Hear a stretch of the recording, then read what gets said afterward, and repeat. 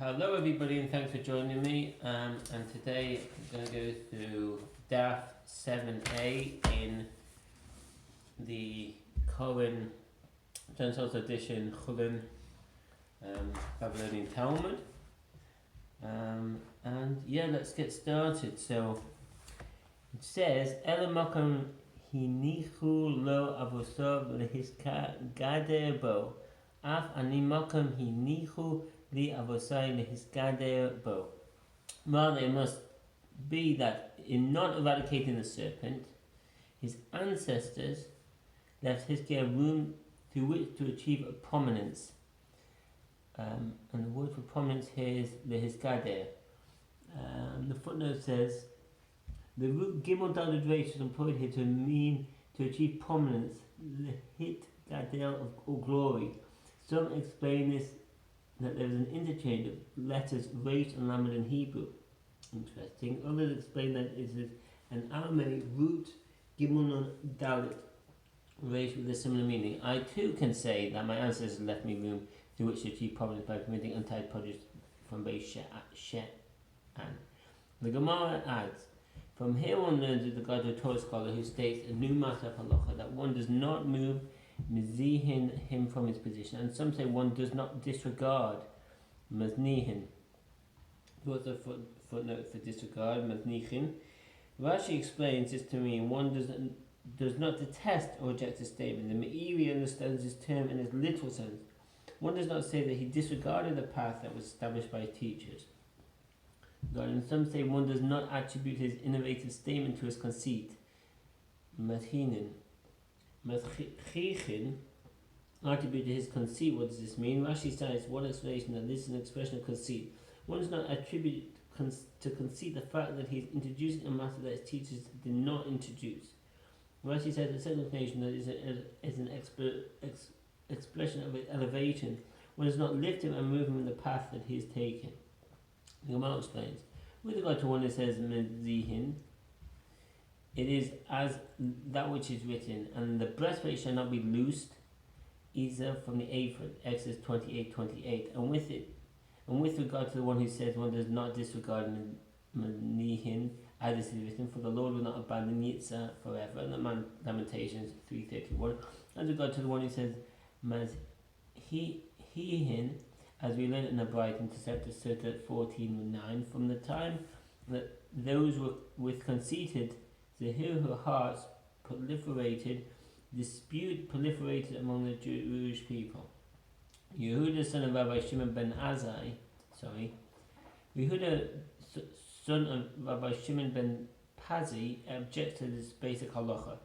And is there anyone who says that Beis She'an is not part of Eretz Yisrael, but isn't it written, and Manasseh did not drive out the inhabitants of Beis She'an and its town, nor of Ta'anach and its town in Judges 1:27? And what answers? That was Rabbi Elazar ben Eliakim, says the name of Rabbi Elazar ben Padat, who says the name of Rabbi Elazar ben Shamua, escaped the attention of Yehuda. Many cities were conquered by those who ascended from Egypt to Eretz Yisrael, led by Joshua, son of Nun, and were not conquered by those who ascended from Babylon to Eretz Yisrael and returned to Zion, led by Ezra. Among these citizens were Beit She'an, and Rabbi Yehuda Nasi homes. The initial consecration with which Eretz Yisrael was sanctified during the era of Joshua, son of Nun, in terms of the obligation to fulfill Lambeth mitzvot, sanctified Eretz Yisrael for its time, but did not sanctify it forever. What does this mean? The initial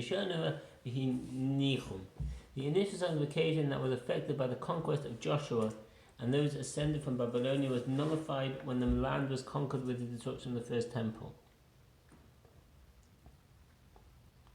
Since it was affected by conquest, it's sanctified for its time, but did not sanctify it for the future. When the exiles from Babylonia ascended and took possession of part of the land, they sanctified them, and that sanctification lasts forever. The exiles returned from Babylonia had those places that were possessed by those who ascended from Egypt be liable to ruin and tithe, so that the poor would rely upon receiving sustenance from them during the sabbatical year. Of those places not possessed by those returning from Babylonia, Rabbi Yehuda Nasi exempted Beis She'an, completely exempted Ashkelon from the obligation of tithe. Rambam Sefer Zerayim, Hilchot Truma 1:5. Rather, the obligation lapsed with the exile to Babylonia.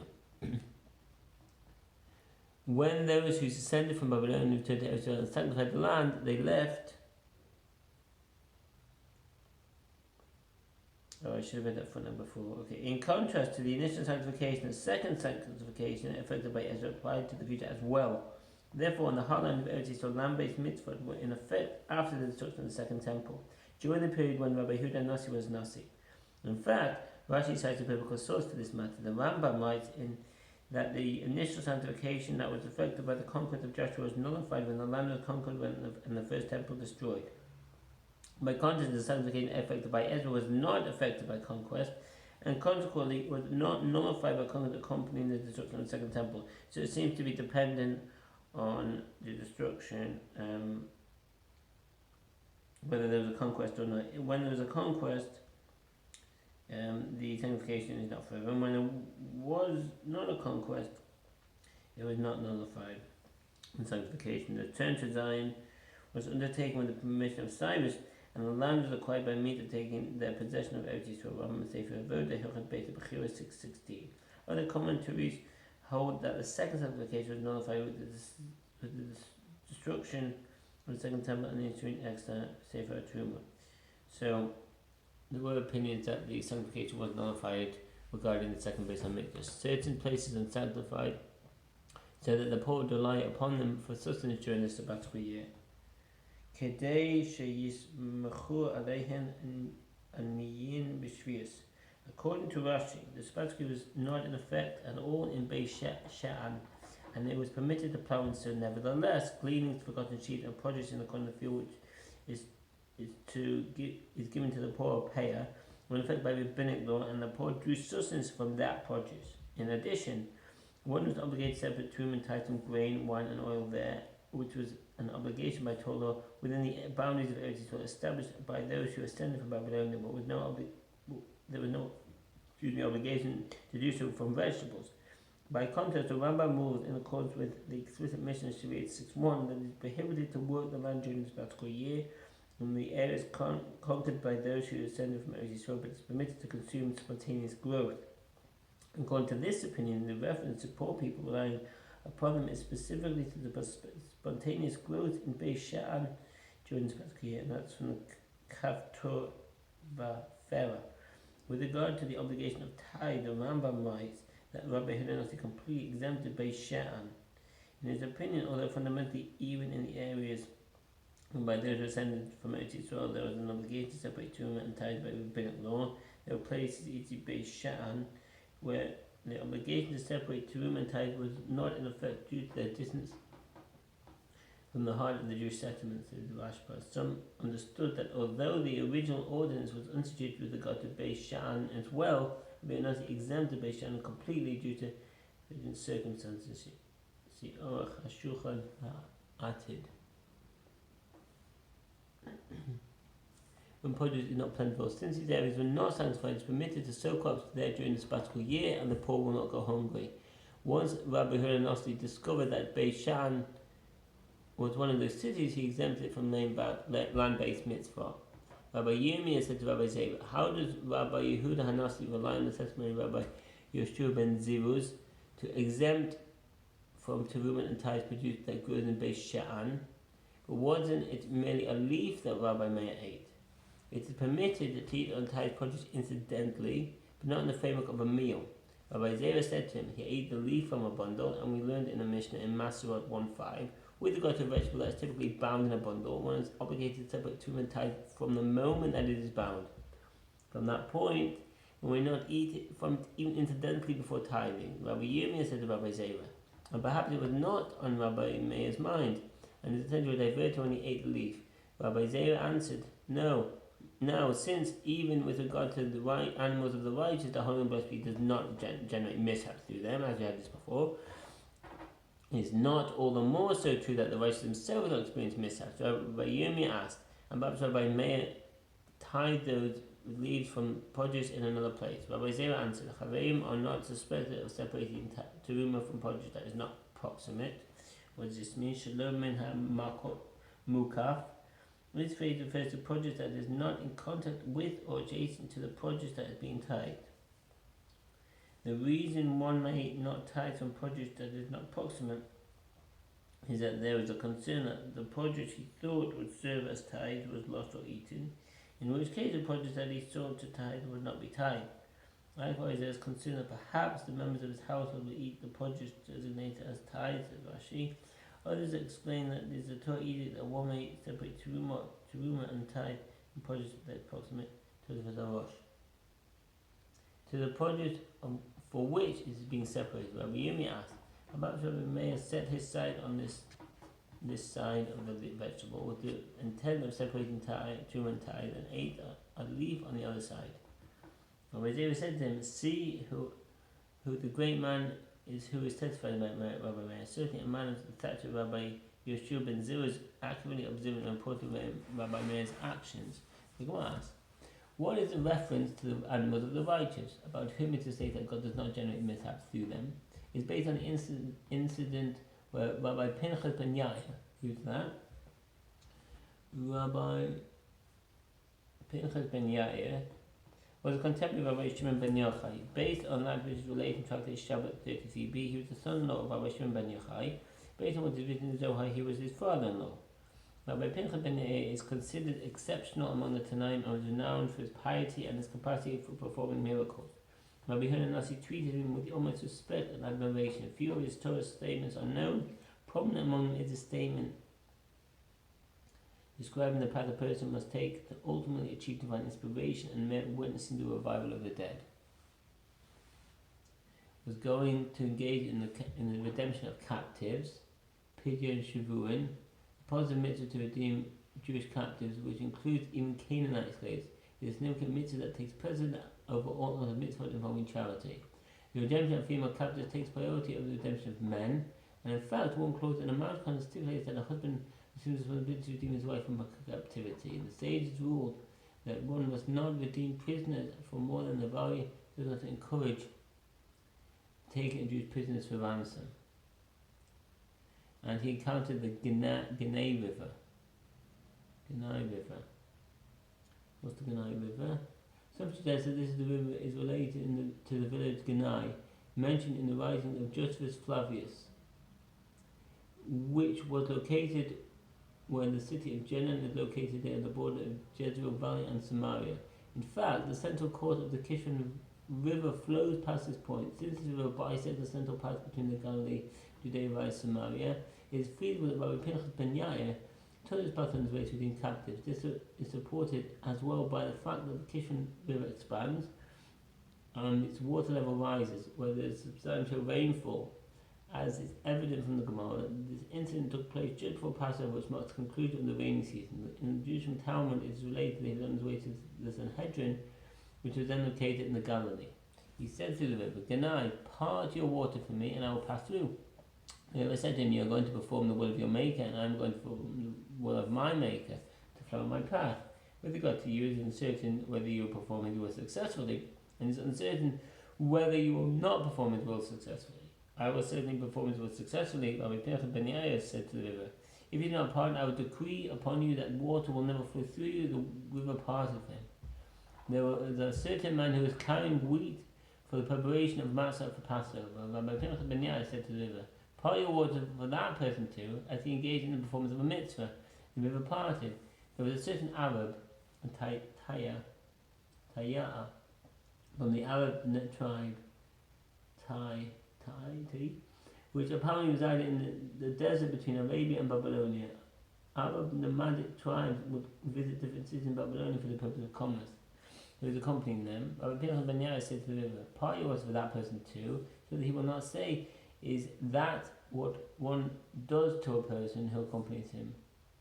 The river parted him. Rabbi Yosef said, how great is this man?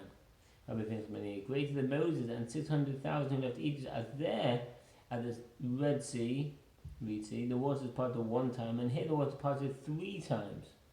The Gemara asked, and perhaps here too, the waters parted one time, and the river began to flow only after all 3 of them passed. Rather, this man was as great as Moses and the 600,000 children of Israel. after crossing the river, Rabbi Pinchas ben Yair happened to come to a certain man and his priest, apparently from the Middle Eastern as Pinj, meaning hospital or inn. His host cast barley before his donkey for him to eat. The donkey did not eat. The host sifted the barley with a utensil, and the donkey did not eat it. They separated the chaff from the barley by hand, but the donkey did not eat it. They wondered why the donkey would not eat the barley. Rabbi Pinchas ben Yair said to his host, "Perhaps the barley is not tied. They tied it and the donkey ate it." Rabbi Pinchas ben Yair said, "This poor animal is going to perform the will of its maker, and you are feeding it untied produce." Rabbi Zera was referring to this donkey when it spoke of God preventing mishaps from occurring through the animals of the righteous. And the Gemara asks, "An Israel who purchases grain that is demai in order to feed the animal obligated to tithe it?" Didn't we learn in the mission demai 131 who purchases grain in the market for sowing? Halokeach zerachu. Grain or produce purchased for purposes other than human consumption are not included in the decree regarding the tithing of demai. This includes animal feed, grain purchased for sowing, flour purchased for use in processing animal hide or for medicinal purposes, oil purchased for kindling or to smell on vessels, and wine purchased as an eye balm. In all those instances, if the Amoris tells the buyer that he had tithed the produce, the buyer did not tithe it. See, the Rambam based on the mission, the buyer sent and trusted the Maya of the Jewish Talmud, Rambam Sefer Zerayim, Yochad Maaseh 13:14, and Mawei Tokas there. Feeding animal, or flour to process animal ties, or oil to kindle a lamp, or oil to smear on vessels is exempt from the obligation of tithing demai. The Gemara answers. There it was stated with regard to that Mishnah that Rabbi Yochanan says they told us only in a case where one purchased items initially for the animal or for other purposes enumerated in the Mishnah, but if he purchased them initially for a person and we considered his plan for them and decided to use them for an animal, he's obligated to tithe the demai. And it is taught in a Braita in support of that understanding. In the case of one who purchases produce from the market for human consumption, in the case of one who purchases produce for his consumption, even if he later reconsiders an ops use as animal feed, he may feed it to his or another animal or sell to a gentile only after tithing in accordance with the Braita. I'm going to say for the Rayim, Yochad Maaseh 13:5, and he reconsidered his plan for it, and he decided to use it for an animal. That person may neither place it before his animal, nor before the animal of another, unless he tithed the produce. Rabbi Yehuda Nasi heard that Rabbi Pinchas ben Yair arrived, and he emerged to greet him. Rabbi Yehuda Nasi said to him, "Is it your desire to dine with me?"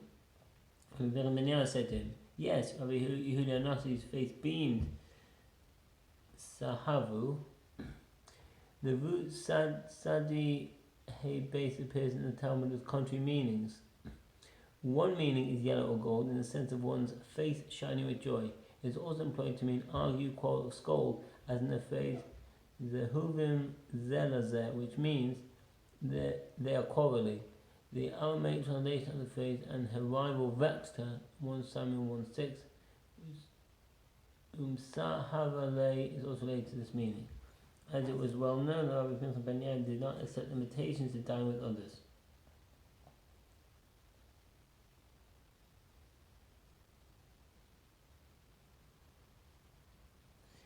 Pinchas ben Yair said to Rabbi Yehuda Nasi, "Are you under the impression that deriving benefit from the Jewish people is forbidden to me by vow? On the contrary, the Jewish people are holy."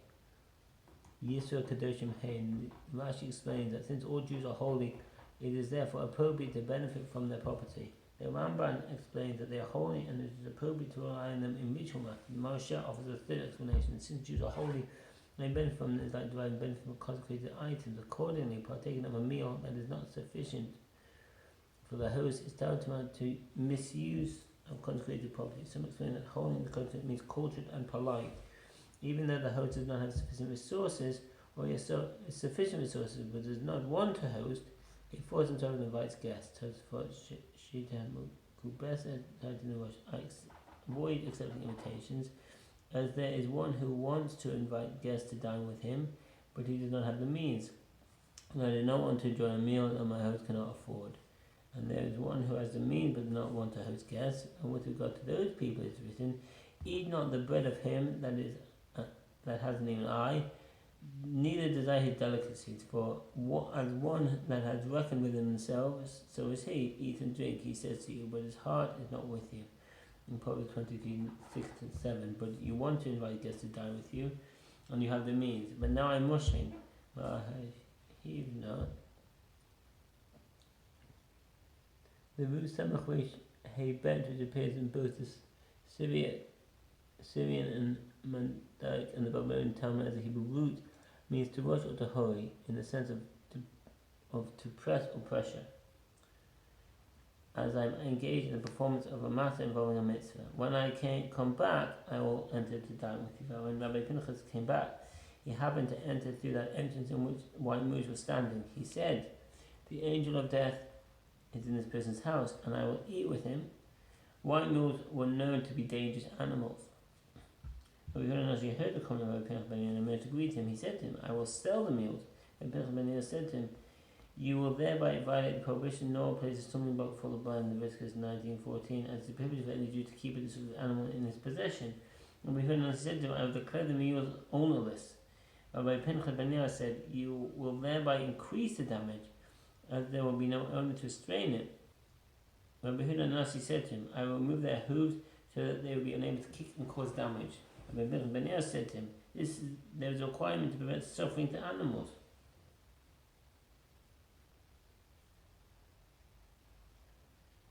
According to a living creature, to suffer is prohibited by Torah law. One must make every effort to eat the pain of living creatures. Rabbi Seif in Zik and Hilchot Useach, Shmiras and Nefesh 13:13, Shochet Ochot, Shemishpat 2 and 17:2-9, and in the Covenant of Ramah. And you will be violating it. And Rabbi Yehuda Nasi said, "I will kill them." Rabbi Pinchas ben Yair said to him, "There is a prohibition to destroy items of value by tashchis." This refers to the prohibition to destroy items of value. It's a biblical source, Deuteronomy 20:19, which prohibits cutting down fruit trees when besieging a city. The sages explained that the scope of this prohibition extends to the wanton destruction of any item of value. Rabbi Yehuda Nasi was greatly imploring him to enter his home until a mountain rose between them and Rabbi Yehuda Nasi could no longer speak with them. Rabbi Yehuda Nasi wept and said, "If during the life it is so that the righteous are great, after their death it is all the more so true, as Rabbi Hama ben Bahanina said, the righteous are greater after their death, more so than during their lifetimes, as it is stated, and it came to pass as they were burying a man, that they spied a raiding party, and they cast a man in the tomb of Elisha, and as soon as the man touched the bones of Elisha, he revived and stood up on his feet." In 2 Kings 13:21.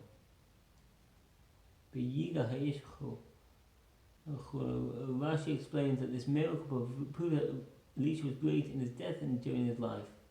As when he revived the son of the Shunammite woman, he was forced to exert himself, and neither prayer nor dispatching an angel was effective. After his death, mere contact revived the dead. Tosfot explained based on the statement about Hama Haninus in heading 47a, this miracle was designed to prevent the burial of a wicked person adjacent to Elisha, even though contact between righteous and the wicked during the lifetimes causes no harm. Papa said to Abaye, this proves from the case of Elisha that the righteous are greater in death after death is not valid. Perhaps this is transpired to fulfill with regard to Elisha the blessing of Elijah, as is written, "Please let a double portion of your spirit be upon me." 2 Kings 2:9. Elijah revived one dead person, and this one is the second revived by Elisha. Abai said to my Papa, if so, it is consistent with that which is taught in the Bible, that the dead person arose on his feet but did not go home. He had not truly been revived. The Gemara asks, but if that is the case, in what manner was Elijah's blessing fulfilled? It is as Rabbi Yochanan says, the blessing was fulfilled when he cured the leprosy of Naaman. Since a leper is equivalent to a dead person, he said in regard to Miriam when she was afflicted with leprosy, please let her not be as one dead. Shenema al tehi kames, and that's from Numbers 12:12. A purple white mules, which aligns with the angel of death. Rabbi Yeshua ben Levi said, why are the mules called Yemim? In Genesis 36:24, it is because their terror in Matam is cast over all creatures, as Rabbi Hanina says. Rabbi Hanina ben Hammad lived in a transitional generation between Tanaic and Amoraic eras. He was born in Babylonia but emigrated to Israel at a young age and became a disciple of Rabbi Yehuda Nasi. He also studied Torah with prominent students of Rabbi Yehuda Nasi, especially Rabbi Hir. Rabbi Yehuda Nasi favored Rabbi Hanina greatly and said about him, "He's not a person, meaning that he's an angel." On his deathbed, he appointed Rabbi Hanina to replace him as the head of the yeshiva, and Rabbi Hanina, in his humility, refused the appointment as long as his elder colleague Rabbi Afes was alive. Since Rabbi Hanina lived a long life and remained healthy even in his later years, he had many students of several generations, including Rabbi Yeshua ben Levi, who was his disciple colleague, and Rabbi Yochanan, who was his student for many years. Rabbi Hanina was considered among the sharpest members of his generation and renowned for his righteousness and his piety. Tzaddik and halachic statements appeared throughout the Babylonian Talmud and the Jewish Talmud. He resided in the city of Sapporo, where he engaged in the honey trade, from which he grew wealthy and established a large study hall. It is possible that the Amor Rabbi Hama bar Hanina was his son. It said, "In all my days no man has asked me about a wound caused by a white mule."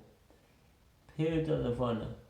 As it's clear from this context, the reference here is not to mules who happen to be white, but to a special species of mule that is especially wild, and identified as a product of breeding a domestic donkey and an onager, a species of wild donkey. In recent generations, an onager has been commonly bred with donkeys.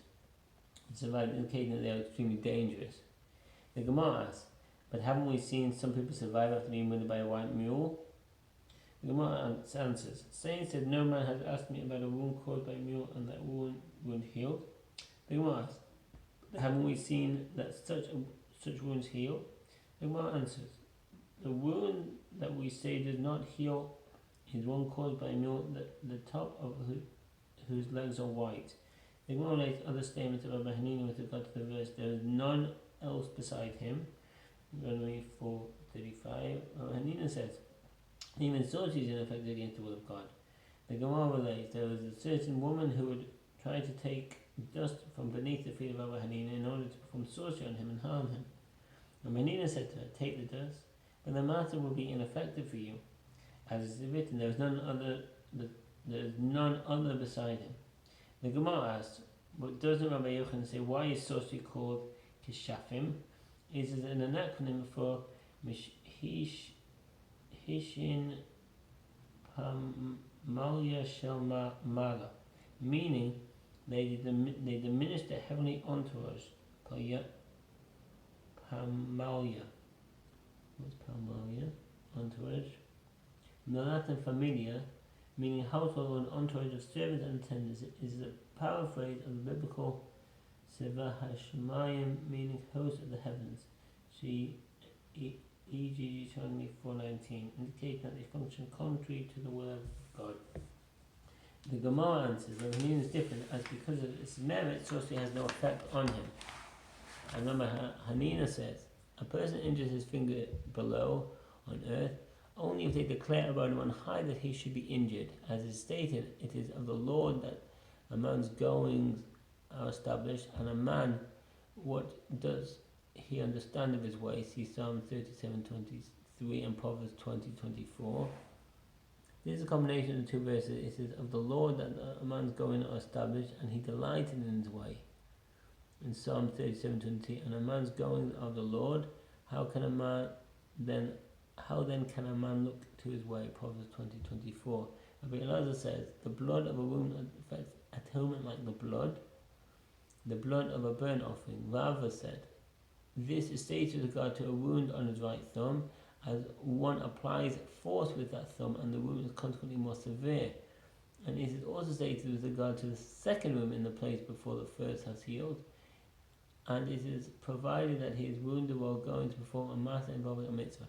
About Rabbi Pinchas ben Yair, the Gemara notes that they said about Rabbi Pinchas ben Yair, in all his days he never broke bread and recited a blessing on a piece of bread that was not his. And from the day that he achieved cognition, he did not benefit even from a meal of his father, because he is eschewed benefit from everyone. What does that mean? Lo ne'ena misudas aviv. Righteous and pious people would not partake of a meal consisting of food that was not theirs. Rabbi Sefer Mother Hilchot Day 5:2, and that's the end of the daf.